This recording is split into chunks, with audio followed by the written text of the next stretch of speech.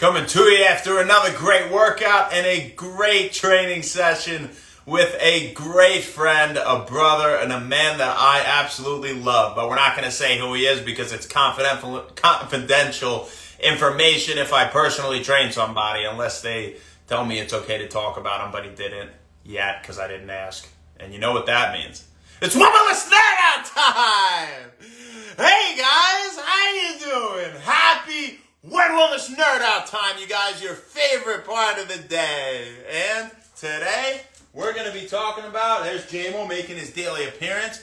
Today, we're going to be talking about thiamine, aka thiamine, or vitamin B1. So all those three terms are interchangeably synonymous, right, when we talk about thiamine. And that's what we're going to refer to it as for the remainder of this discussion. But let's get into the meat and potatoes without further ado. So when we talk about thiamine, before we get into any benefits or dosage or anything like that, I want to make it very clear that the vast majority of people, healthy people, do not have a thiamine deficiency. Usually, you really don't need to supplement with any extra thiamine, as we get so much through the diet. It's in so many different foods, and we'll talk about what those are at the end here, of course, But again, usually you do not need extra thiamine in the form of supplementation. But if you want some extra benefits, or if you have certain conditions that we'll talk about in a little bit, then you do need a little bit more, or at least you're going to want a little bit more, most likely, okay?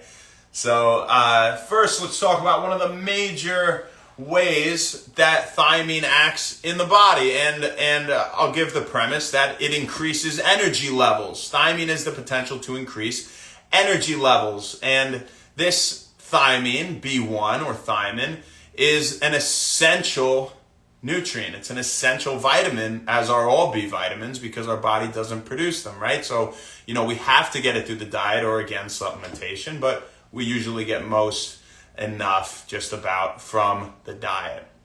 Now, given that premise of, increased energy, right? Well, thiamine, very interestingly, is a coenzyme to pyruvate dehydrogenase, which is an enzyme that promotes or catalyzes the conversion of pyruvate into acetyl-CoA. And if you were with us in our discussions on cellular respiration a few weeks ago here at Wend Wellness, or if you're just familiar with cellular respiration in itself, you know that glycolysis occurs. We break down that glucose into those 2-pyruvate, along with a little bit of ATP, other things too.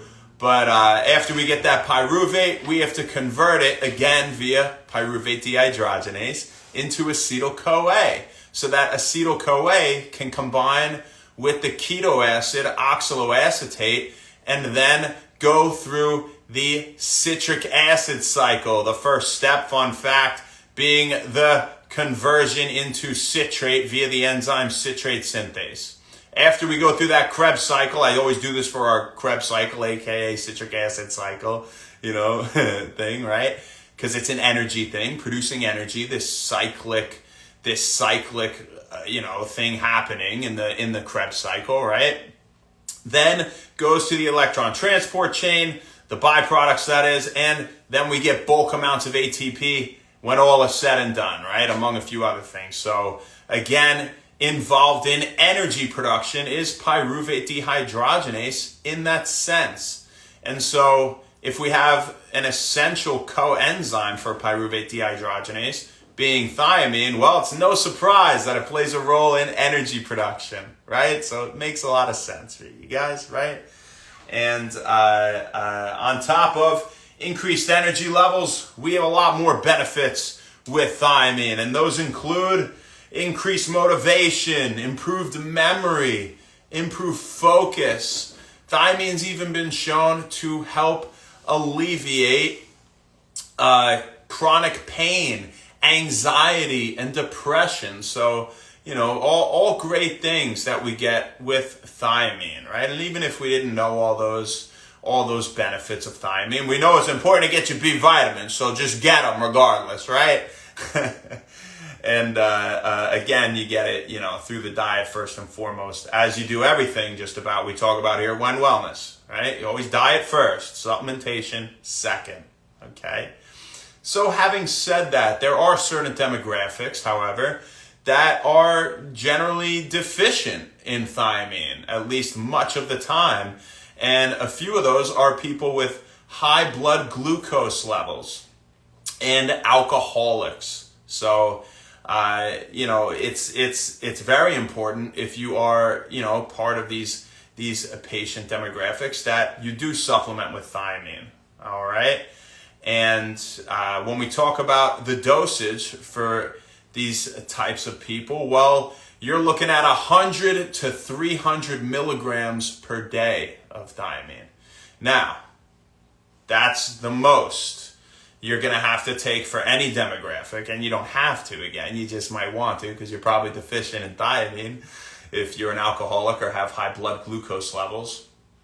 But for other demographics, and first let's talk about the average healthy person that is 19 years of age and older. So, for both healthy males and females that are above 18 years of age, well, you only need 1.2 and 1.1 milligrams per day, respectively.